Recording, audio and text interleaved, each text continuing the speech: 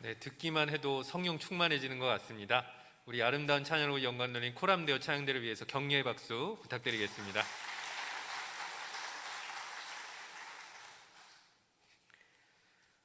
여러분들 좌위에 있는 사람들과 이렇게 인사를 나누었으면 좋겠습니다. 더 많이 행복해지셨으면 좋겠습니다. 인사하겠습니다.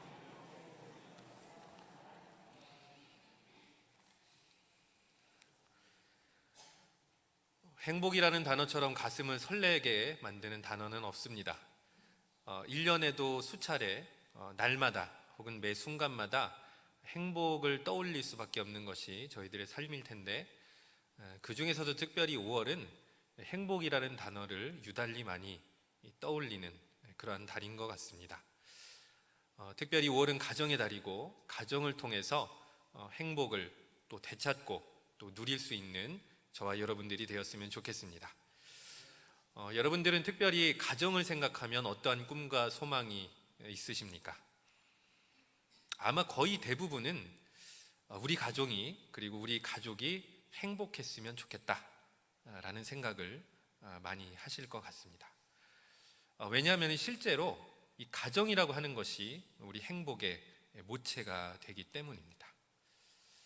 1995년도에 영국 성공회에서 다양한 종류의 보고서를 발간했는데, 그 중에서 하나가 무엇이었냐면 가정의 가치, 그 가치가 무엇이냐를 보고한 그 보고서 내용이 있었습니다. 그 중에서 이 가정의 가치를 한 문장으로 요약한 대목이 있었는데, 제가 잠깐 읽어드리면 이렇습니다. 가정은 우리가 사랑을 배우는 곳이다. 자, 가정의 가치가 분명히 드러나지 않습니까? 우리는 가정 속에서 태어나서 가족의 사랑을 받으며 자라고, 그리고 그렇게 가족의 사랑을 받은 그 사랑을 이제는 가족들에게, 이웃들에게, 사회에 돌려주는 인생을 살아가게 됩니다.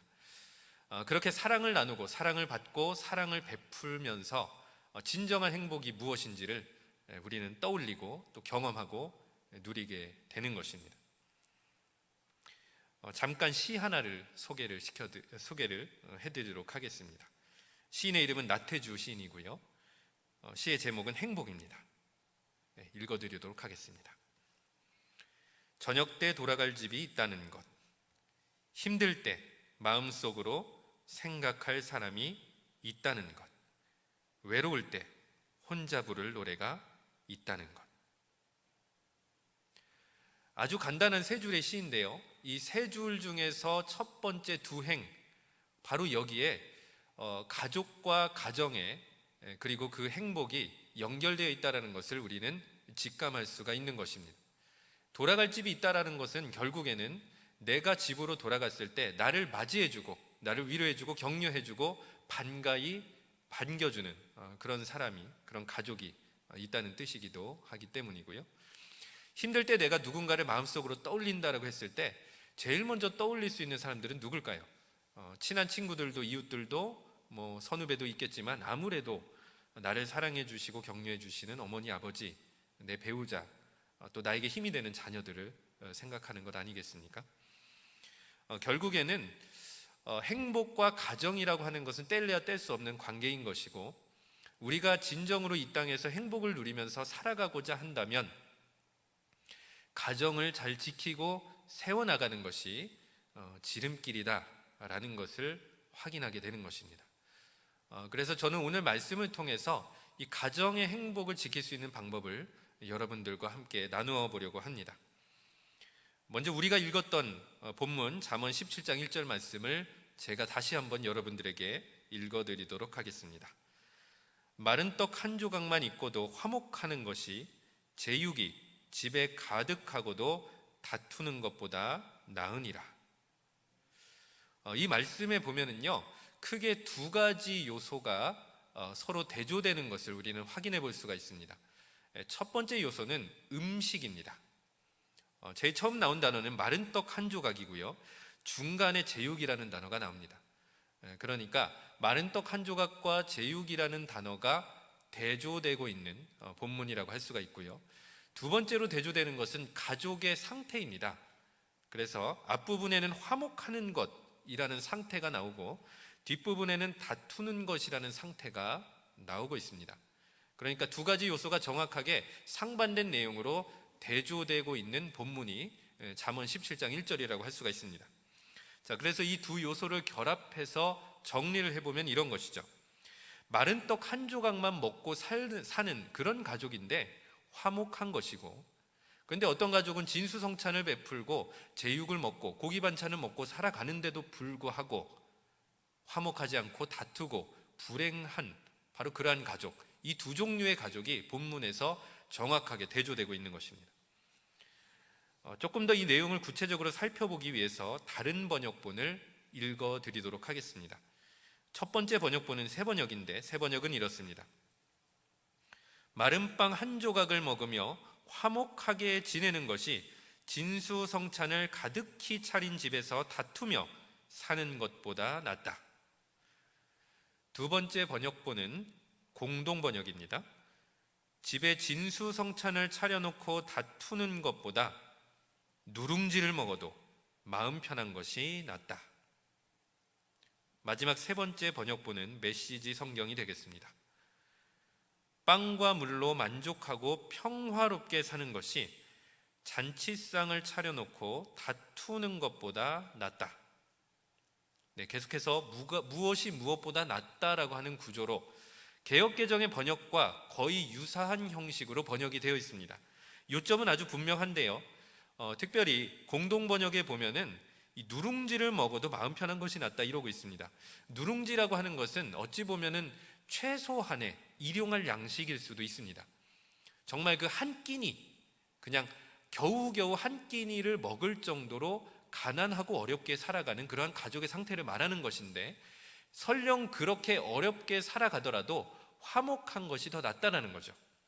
무엇보다 나은 것이냐면은 상의 진수성찬을, 상다리를 부러지게 차려놓고 맛있는 것을 먹고 배불리 먹고 잔치상을 차려놓고 날마다 잔치처럼 그렇게 하루하루를 보내더라도 불화한 가족이 있다면 차라리 그것보다는 하루의 끼니를 겨우겨우 때울지라도 화목하게 살아가는 가족이 훨씬 더 낫다라고 본문은 이야기를 하는 것입니다.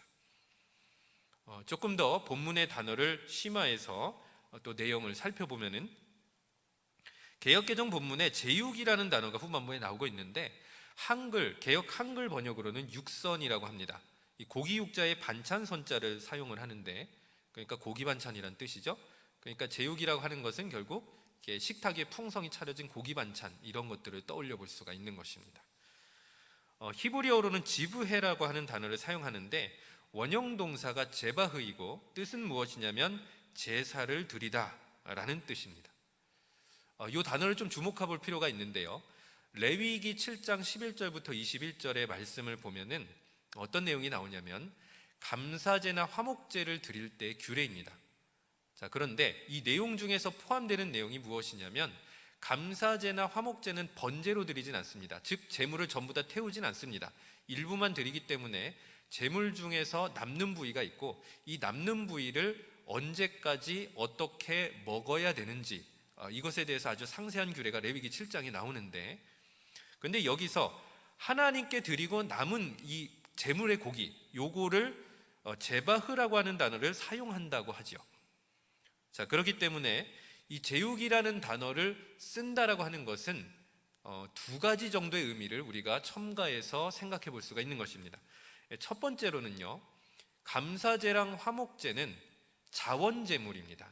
다시 얘기해서 우리가 절기 예배처럼 하나님 앞에 반드시 지켜야 될, 의무적으로 드려야 될 제사는 아니고 본인이 하나님 앞에 감사할 것이 있거나 하나님 앞에 화목할 것이 있을 때 본인이 스스로 예배드리고 제사를 드리겠습니다 하고 나와서 제사를 드리는 것입니다. 자원제입니다.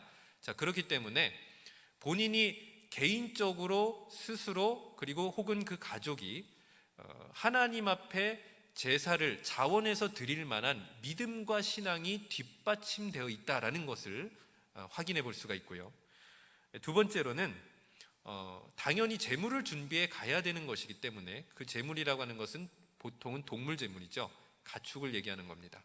그러니까 어느 정도 자원제를 드릴 만한, 제물을 준비할 만한 경제적인 여력이 있다. 두 가지 의미를 같이 고려해 볼 수가 있는 것이죠. 자, 그러니까 이런 것입니다. 본문은 하나님 앞에 충성되고 신실하게 신앙생활을 잘 하고 있고 경제적으로 살펴봐도 여유가 충분해 보이는 가정, 남들의 보기에는 그런 가정인 것입니다. 아, 신앙생활 잘하는 가정이구나, 예배 잘 드리는 가정이구나, 경제적으로도 여유가 있는 가정이구나, 하나님이 축복해 주신 것 같구나, 이렇게 생각해 볼 가정인 것 같은데 속살을 까 뒤집어 보면은 다투고 있다는 거죠. 겉으로 보기에는 신실해 보이고 여유도 있어 보이지만 까뒤집고 보면은 불화한 가정이다. 이것을 본문 후반부가 암시하고 있는 것입니다. 자, 그렇기 때문에 본문은 현대인의 행복관에 대한 일종의 도전을 가하는 본문이라고도 할 수 있습니다. 왜냐하면 우리는 은연중에 더 많은 돈이 더 큰 행복을 줄 수 있을 것이다라고 생각하고 있기 때문이죠. 돈을 더 많이 벌면 지금 우리 가족이 겪고 있는 문제라든지 어려움들을 해결해 나갈 수 있을 것이다 생각합니다. 그리고 돈을 더 많이 벌어서 비굴하게 살지 않고 떵떵거리면서 살아갈 수 있을 것이다 생각하고요. 돈을 더 많이 벌어서 가족의 행복도 지키고 자녀들의 자존감도 채워줄 수 있을 것이다, 이렇게 생각하고 있기 때문입니다. 그런데 과연 정말 그러한지를 한번 되짚어 보려고 합니다. 2017년 12월에 문화체육관광부에서 삶에서 가장 중요한 가치가 무엇인지를 설문조사한 적이 있습니다. 대체적으로 좀 주기를 두고 꾸준하게 예전부터 설문조사를 해왔던 내용이었습니다. 자, 그럼 삶에서 무엇이 가장 중요한가? 경제적 풍요라고 답한 사람들이 있었는데요.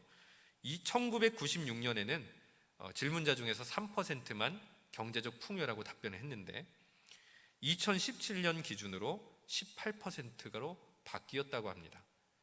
그러니까 한 20여 년 정도 사이에 6배가 증가한 거죠. 돈이 행복을 보장해 줄 수 있다는 은연중에 우리의 의식이 이 설문조사에 반영된 결과라고 할 수가 있는 것입니다. 이 내용만 보면 돈으로 가족의 행복을 지켜야 되겠구나 라고 생각을 할 수가 있는데요. 설문조사 내용 중에서 상반된 내용도 발견이 되었습니다. 설문조사에 응한 각 가구별로 소득을 조사했고요. 소득에 대한 만족도를 체크해 달라라고 설문을 했습니다. 그래서 소득 금액별로 구간을 설정하고 만족도를 조사한 것입니다. 첫 번째 구간은 200만 원 미만이었는데 만족도는 22%였습니다. 이건 충분히 이해가 되는 것이 지금 이 돈으로 사실 가족의 생계를 꾸려나가기는 여러분도 잘 아시겠지만 쉽지가 않기 때문이죠. 만족도가 낮을 수밖에 없습니다. 자, 그 다음 연달아서 세 구간이 무엇이었냐면 200만 원에서 399만 원, 그리고 400만 원에서 599만 원, 그 다음에 600만 원에서 699만 원까지 이렇게 쪼개가지고 설문을 했는데 만족도가 조금 의아했습니다. 200만 원에서 399만 원은 32%였고요. 400만 원에서 599만 원이 31%, 600만 원에서 699만 원 역시 32%였습니다. 이 정도 금액이면 어느 정도 만족스러울 수도 있을 것 같은데 생각보다 만족도가 높지도 않았고 금액이 올라가면 만족도가 상승해야 될 것 같은데 그러지도 않았습니다. 자, 그리고 제일 마지막 구간은 700만 원 이상이었습니다. 700만 원이면 지금으로 따지면 맞벌이를 하는 부부가 어느 정도 이제 괜찮은 직장에 다녀서 소득을 얻었을 때 그 정도이고 700만 원 이상이기 때문에 당연히 그 이상 소득을 버는 사람들도 포함이 됩니다. 만족도가 얼마나 되었는가? 50%였습니다. 절반. 그러니까 우리가 생각하기에는 돈을 더 많이 벌면은 만족도가 그만큼 늘어나고 행복할 거라고 생각하지만 실제로 까디짓고 보면은 물질적인 풍요가 행복의 조건은 될 수 있어도 행복을 돈으로만 충족시킬 수 없다는 것을 확인시켜주는 설문 결과라고 할 수가 있는 것이죠. 그뿐만이 아니었습니다. 2016년을 기준으로 가족이 재산 분쟁으로 연간 2,584건의 소송이 접수됐다고 합니다. 돈 때문에 싸웠다는 얘기죠. 돈이 많으면 행복할 것이라고 생각하고 그렇게 살아가려고 하는데 실제로 돈 때문에 싸우고 다투고 고소하고 가족들 사이에서 못 볼 꼴을 다 보는 경우도 있더라라는 거죠. 돈이 행복의 조건이었던 것이 아니라 다툼의 원인을 제공하는 경우도 분명히 있다는 것, 역시 우리는 알 수가 있는 것입니다. 자, 그럼 돈만 문제가 되는가? 특별히 요새는 가족들끼리 의사소통도 참 어려움을 겪고 있는 부분이기도 합니다. 대부분의 가족의 불화가요, 사소한 말다툼으로 시작됩니다. 그냥 장난처럼 던지는 말에 또 갑자기 또 격하게 반응하고 오고 가는 말이 험해지고, 자, 그러다 결국에는 서로에게 깊은 씻을 수 없는 상처를 주는 그런 경우도 있는 것 같습니다. 오랫동안 가족들이 같이 사는데 여전히 아직도 미지수인 부분, 내가 가족을 전부 다 이해하지 못한다라고 하는 부분이 분명히 있는 것 같습니다. 그래서 가족이지만 나랑은 생각이 다를 수도 있다, 이것을 인정하는 것이 참 필요한 것 같습니다. 똑같은 생각이 아니라 내 아들이든 딸이든 내 배우자든 내 부모님이든 나하고 생각이 다를 수도 있다는 것을 인정하는 것이 필요한 것이죠. 그럴 때 대화의 길이 열리고 화목함이 회복될 수 있을 것입니다. 부모 세대와 자녀 세대 간의 인식 차이에 대해서도 설문조사를 한 적이 있는데요, 자녀 세대는 자신들의 생각이 옳다고 주장하는 경향이 있다라고 부모 세대가 78% 답변을 했다고 합니다. 아들, 딸들이요, 이렇게 대화를 해보니까 본인들이 옳다고 전제하면서 대화하는 그런 느낌을 강하게 받는 거예요. 자, 반대쪽도 물어봤는데요, 부모 세대는 자신들의 생각이 옳다고 주장하는 경향이 있다. 자녀 세대 중에서 67%가 그렇다라고 답변했습니다. 자, 그러니까 어떤 상황인가요? 부모하고 자녀가 대화를 하는데 서로 내가 옳아라고 전제를 깔고 대화를 하는 거죠. 자, 그런데 여러분 생각을 해봅시다. 서로 상대방이 옳다고 그런 생각을 강하게 갖고 있는 두 사람이 만났습니다. 자, 그럼 그 두 사람이 대화를 하다가 싸울 확률이 높을까요? 아니면 보다 더 좋은 방법으로 협의할 확률이 높을까요? 원래요, 지는 사람이 있어야 대화가 어느 정도 진행이 되는 겁니다. 둘 다 옳으면요, 당연히 대화가 제대로 진행될 리가 없습니다. 대화하다 보면은 대화를 멈추거나 싸우는 일이 비일비재할 것입니다. 동일한 설문조사에서 어떤 주제로 대화를 나눌 때 의견 차이가 있었는지도 조사를 했는데요, 부모 세대의 경우는 자녀의 생활 습관이나 소비 태도에 대해서 대화를 하다가 갈등을 빚었다라고 답변을 했고요, 자녀 세대의 경우는 사회 문제에 대해서 혹은 결혼이나 출산 문제에 대해서 이견이 너무 컸다라고 답변을 했다고 합니다. 자, 그런데 중요한 것은 이런 문제들이요, 의견이 조금 다를 수도 있다는 거죠. 소위 얘기해서 단일한 한 가지의 정답만 있지는 않습니다. 부모 세대 같은 경우는 본인이 살았던 경험과 지혜를 기준으로 대화에 참여하게 될 것 같고요, 자녀 세대 같은 경우는 현재의 어떤 문화라든지 기술의 발전이나 이런 여러 가지 부분들, 이것에 대해서 기준을 갖고 판단하고 대화에 참여하게 될 것입니다. 그렇다면은 이것 중에는 분명히 부모의 입장에서 조금 더 살펴봐야 될 부분도 있을 것이고 자녀의 입장에서도 살펴봐야 될 부분이 있을 것인데, 서로 자신이 옳다고 전제하고 대화를 하다 보니까 자꾸 의견 충돌이 발생을 하는 거죠. 하나의 정답이 없는 문제를 두고 내 생각이 옳다고 주장하다 보니까 자꾸 갈등이 빚어진다라는 것입니다. 그런데 이렇게 대화하다가 갈등하기 시작하면요, 말다툼이 될 것이고 가족을 만나고 대화하는 일은 더 이상 행복이 아니라 부담감으로 다가올 수도 있는 것이죠. 지금까지 내용을 잠깐 정리해드리면 이렇습니다. 우리는 지금까지 돈이나 더 풍부한 경험이나 더 풍성한 지식이 가족의 행복을 지켜줄 수 있을 것이라고 생각해왔지만 실제로는 그렇지 않을 수도 있다는 것입니다. 그래서 지금부터는 본문을 통해서 그리고 잠언의 몇 구절을 통해서 가족의 행복을 진짜로 지킬 수 있는 더 좋은 방법을 여러분들과 나누어 보려고 합니다. 첫 번째로 부드러운 말이 필요합니다. 잠언 15장 1절의 말씀입니다. 15장 1절의 말씀을 함께 읽겠습니다. 유순한 대답은 분노를 쉬게 하여도 과격한 말은 노를 격동하느니라. 세 번역으로 읽어드리면 이렇습니다.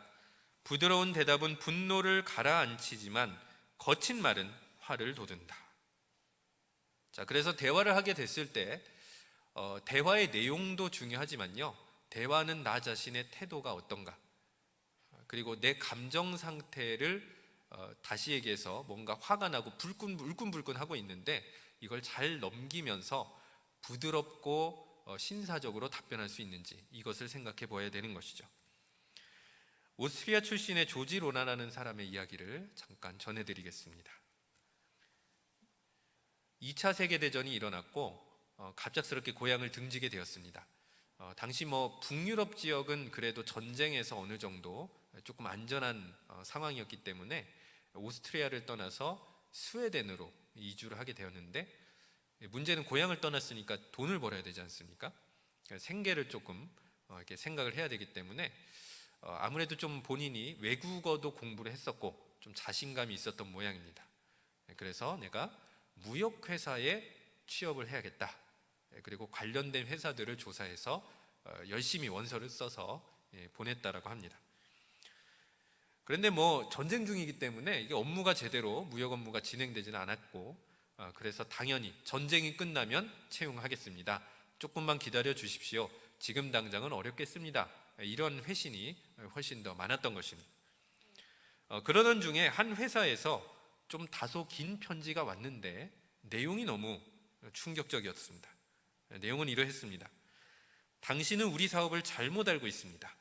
제게는 연락원 같은 건 필요가 없습니다. 필요하다고 해도 당신을 고용하지는 않을 것입니다. 당신은 스웨덴 말도 제대로 쓰지 못하니까요. 당신의 편지는 오자투성입니다. 등등등.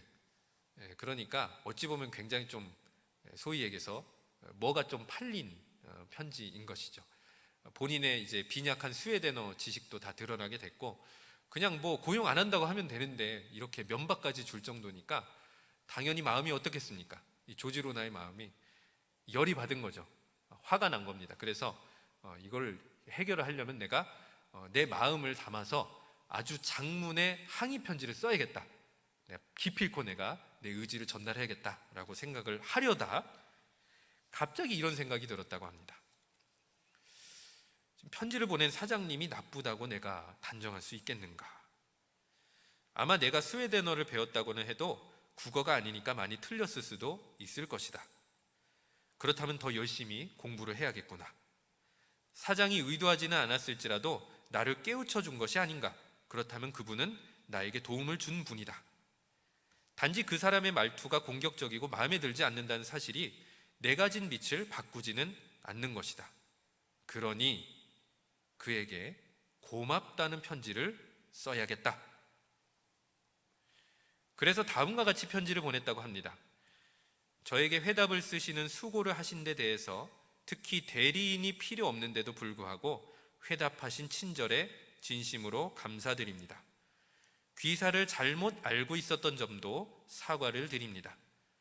제가 귀하께 편지를 썼던 이유는 제가 알아본 결과 귀사가 이 부문에서 선도적 위치에 있었기 때문입니다. 저는 편지에 문법적으로 틀린 것이 있는 줄은 전혀 몰랐습니다. 그 점을 사과드리고 부끄럽게 생각합니다. 앞으로 좀 더 스웨덴어를 공부해서 저의 실수를 고쳐나가도록 하겠습니다. 자기 개발의 길을 내디딜 수 있도록 도움을 주신 데 대하여 진심으로 다시 한번 감사를 드립니다. 자, 그러니까 사장님이 이런 편지를 받은 거죠. 본인은 이렇게 이러해서 당신은 자격이 없다라고 강하게 얘기를 했는데 돌아온 편지가 무엇이었냐면 자기 개발의 길을 열어주셔서 감사하다는 감사 편지였던 것입니다. 자, 그러면 사장님이 조지 로나를 고용했을까요? 고용하지 않았을까요? 감동받아서 당연히 고용했다라고 합니다. 자, 여러분, 충분히 화낼 수 있는 상황이었고요. 항의 편지를 보낼 수도 있는 상황이었는데 잠깐만 생각을 바꾸어서 도리어 그 사람이 나에게 깨우쳐 준 점이 무엇인지를 묵상하고 감사 편지를 보냈더니 일이 너무나도 잘 풀렸다라고 하는 것이죠. 격동하는 말로 대답하는 것보다 유순한 말로 대답하는 것이 훨씬 더 도움이 된다는 것을 깨닫게 해주는 예화일 것입니다. 여러분들, 가족과 대화하다 보면 항상 대화의 내용이 오고 가는 이야기가 편하지 않을 수도 있어요. 화를 낼 수도 있고 서로 격동하는 말이 오갈 수도 있고 좀 더 심하면 욕설이 오갈 수도 있습니다. 험악한 분위기가 조성될 수도 있어요. 화가 나서 말을 주체할 수가 없고 실언을 할 수도 있고 상처를 줄 수도 있습니다. 그러나 그때 우리가 다시 한번 차분히 생각을 해봅시다. 가족이 나에게 얼마나 소중한 존재였는가, 어머니가 나를 얼마나, 그리고 아버지가 나를 위해서 얼마나 기도하고 헌신해 주셨는가, 배우자가 지금까지 얼마나 나를 지지해주고 격려해 주었는가, 그리고 자녀들이 얼마나 나를 아껴주었는가, 이것을 생각해 보자는 것입니다. 한 박자 늦게, 그리고 우리가 최대한 신사적이고 부드럽게 가족에게 답변할 수 있다면 우리는 가족의 행복, 그리고 가정의 화목함을 지킬 수 있으리라 믿습니다. 우리 이렇게 서로에게 좀 인사를 나누었으면 좋겠습니다. 부드러운 말로 대답해 봅시다. 우리 서로에게 인사해 보겠습니다. 네, 앞으로 부드러운 말로 가족들과 대화할 때 답변할 수 있는 여러분들이 되시기를 바랍니다. 두 번째는요, 말다툼이 시작됐을 때 너무도 시비를 가리려고 고집할 필요가 없다라고 하는 것입니다. 잠언 17장 14절의 말씀입니다. 이 말씀은 제가 여러분들에게 읽어드리겠습니다. 다투는 시작은 둑에서 물이 새는 것 같은즉 싸움이 일어나기 전에 시비를 그칠 것이니라. 물이 새는 둑을 그대로 놔두면 어떤 일이 일어날까요? 물이 새는 둑을 바로 막지 않으면 결국 둑이 무너지고 말 것입니다. 싸움이라는 것이 이런 것이죠. 누군가가 멈춰 서지 않으면, 그만두지 않으면 싸움이 싸움을 낳고 그 싸움이 또 싸움을 낳게 되는 법입니다. 싸움이 일어나다라고 본문에 기록이 되어 있는데 히브리어 동사로는 깔라흐라고 합니다. 제귀동사로 쓰여져 있는데 조금 어려운 말일 수도 있는데요, 이 제귀동사는 어떤 뜻이냐면 어떤 행동이 그 자체의 성질이나 속성에 의해서 계속해서 반복되고 강화되는 현상을 일컬을 때, 또 그런 말을 표현할 때 사용하는 동사라고 할 수가 있습니다. 자, 그러니까 이런 것이죠. 장난처럼 던진 사소한 말에 상대방이 가족이 어떻게 답변하냐면 날카롭게 답변을 합니다. 그러니까 이제 감정이 격동이 되어서 더 안 좋은 말을 내가 내뱉게 되고 그렇게 말다툼이 시작이 됐습니다. 자, 그런데 말다툼을 멈추지 않다 보니까 어디까지 가게 됐냐면 욕설까지 가게 됩니다. 자, 그럼 거기서 좀 멈추면 좋은데 상대방의 욕설을 들으면 저도 불끈해가지고 욕설로 답변할 때도 있지 않습니까? 그렇게 욕설이 몇 번 오가다 보니까 이렇게 손에 잡힌 하든 주먹을 불끈 쥐고 몸싸움까지 간혹 갈 수도 있죠. 이런 것입니다. 싸움이라는 게 속성이 이렇습니다. 누가 멈추어 서지 않으면요, 누가 그만이라고 답변하지 않으면, 누가 침묵하고 인내하고 참지 않으면요, 싸움이 말다툼으로 시작해서 결국 몸싸움까지 비화되는 것이 싸움의, 다툼의 속성이다라고 하는 것을 잠언은 이야기하는 것이죠. 그래서 17장 14절에서는 싸움이 일어나기 전에 시비를 그칠 것이라. 결국 이 싸움이 계속해서 번져나가는 이유 중에 하나는 무엇이냐면 시비를 가리려고 하기 때문입니다. 내가 옳다라고 하는 것을 입증하려고 상대방을 몰아세우다 보면은요, 싸움은 멈출 수가 없게 되는 것이죠. 시비를 가리기 위해서 가족을 끝까지 몰아세워 다툼이 시작이 되면 결국 그 다툼은 끝나지 않을 것입니다. 그러므로 시비를 가리려고 하기보다 싸움이 격화되었을 때 차라리 인내하고 내려놓는 현명함이 필요하다라는 것을 잠언 17장 14절은 이야기하는 것입니다. 특별히 배우자 사이에서도 이 부분에 대해서 생각해 볼 필요가 있을 것 같습니다. 유명한 소설가 알랭드 보통이라고 하는 사람이요, 이러한 말을 남긴 적이 있습니다. 우리는 자신이 힘겨워하는 일을 척척 해내는 사람에게 끌린다. 결혼하면 그 장점이 실망스러운 것으로 바뀐다. 이를테면 가사 능력은 정리정돈 강박증처럼 보일 수도 있다. 서로의 차이에 끌렸다는 점을 기억해야 한다. 최고의 배우자는 취향을 공유하는 사람이 아니라 의견 충돌과 차이를 조율할 줄 아는 사람이다. 정말로 지혜로운 답변 같습니다. 의견이 충돌하면서 말다툼으로 번졌을 때 더 화를 내면서 내가 옳아라고 시비를 가리려고 하는 것보다 오히려 배우자지만 나보다는 생각이 다를 수 있겠구나, 서로의 차이를 존중하고 인정하면서 싸우기를 멈추고 의견을 조율하며 최선의 방법을 찾아가려고 하는 현명한 모습을 갖추기를 바라는 마음으로 이러한 글을 기록하지 않았을까 생각해 보게 됩니다. 그러므로 17장 14절, 그것은 결국 서로의 차이를 인정하고 시비를 가리기 위해서 가족을 몰아세우기보다는 최선의 방법을 찾아가고 의견을 조율하는 현명한 지혜를 우리에게 요구하는 것이죠. 바로 이러한 자세를 가지고 대화에 참여하게 되었을 때 우리는 가족의 화목함을 도모하고 가족의 행복을 지킬 수 있다라고 말할 수 있을 것입니다. 특별히 가족 가운데 말다툼으로 비화되는 그런 상황에 놓여져 있다면 차분하게 그 싸움을 이어가지 마시고 혹은 시비를 가리려 하지 마시고 그냥 그 자리에서 싸움을 멈추고 가족의 생각을 경청하면서 최선의 방법을 찾아갈 수 있는 여러분이 되시기를 축복합니다. 세 번째로 우리는 가족의 허물을 덮어줄 수 있는 현명함이 필요할 것입니다. 마지막으로 17장 9절의 말씀 함께 읽어보도록 하겠습니다. 허물을 덮어주는 자는 사랑을 구하는 자요 그것을 거듭 말하는 자는 친한 것을 이간하는 자니라. 아멘. 오늘 이 본문 17장 9절의 말씀을 보면은요, 허물을 덮어주는 것의 중요성에 대해서 이야기하는데, 사실 허물을 덮는다라고 하는 것은 하나님께서 베풀어 주신 사랑의 속성이기도 합니다. 그래서 가족끼리 대화하고 생활할 때도 허물이 당연히 있겠죠. 완벽한 사람이 어디 있겠습니까? 내 배우자도 완벽하지 않고 내 자녀도 완벽하지 않고 내 부모님도 완벽하지는 않습니다. 허물이 드러나게 됐을 때 그 허물을 일부러 찾아서 꼬집어내기보다는 덮어줄 수 있는 사랑의 마음이 필요할 것입니다. 가령 가족과 대화할 때 이런 일이 있을 수도 있어요. 과거의 잘못을 들춰내는 겁니다. 당신 작년에 5년 전에 10년 전에 급기야는 연애할 때까지로 소급 적용을 하셔서 막 얘기를 하시는 그런 경우가 있는데 절대적으로 피해야 될 것입니다. 허물이 반복이 되어가고 있다면 똑같은 문제인데 자꾸 걸려 넘어지는 모습이 보인다면 그걸 가지고 꼬집을 것이 아니라 어떻게 해야 될까요? 하나님 온전케 될 수 있도록 도와달라고 중보기도 하면 될 것입니다. 그리고 그렇게 보이는 허물에 대해서도 우리가 덮어주면 될 것입니다. 만약에 우리가 잘못을 자꾸 꼬집고 그것을 거듭 말한다라고 하면은 결국에는 대화 가운데 화만 돋우고 상처만 남게 될 것입니다. 뻔히 보이는 허물일지라도 덮어줄 수 있는 하나님의 사랑이 여러분들 가운데 충만하기를 바랍니다.